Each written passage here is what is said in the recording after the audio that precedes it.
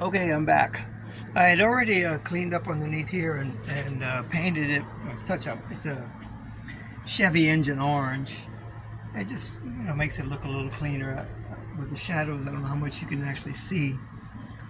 It's the coil where it's mounted. And these were the two water outlets, obviously, going and back and forth.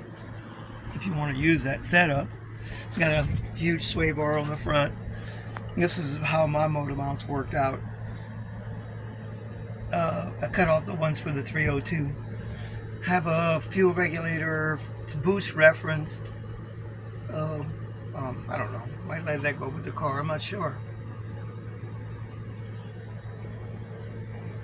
Oh, I did redo the front radiator cradle for a couple of reasons. I think it had rusted a little bit, and I actually at one point had a very large water tank right there for cooling.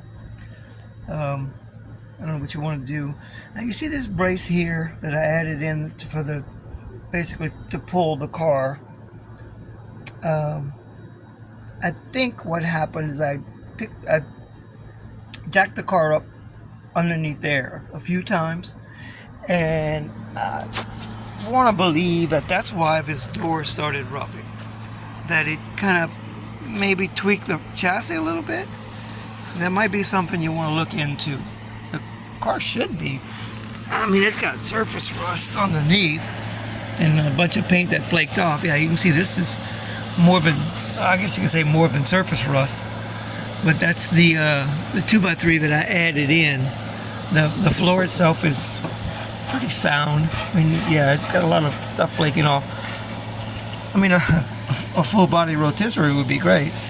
But it's generally got a little surface rust everywhere. Again, it's really hard to keep it from doing that. I haven't found a way yet.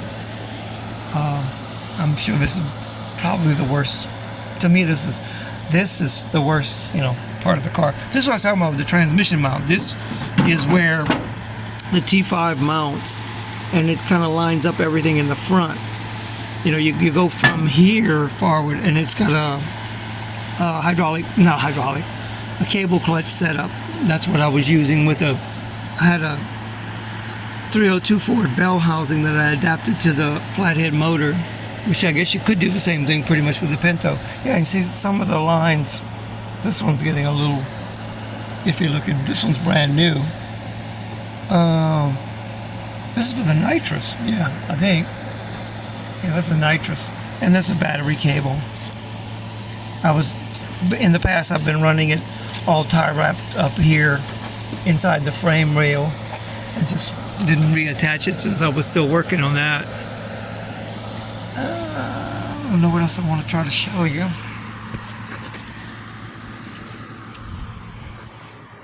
Oh, it does have these caster and camber adjusters.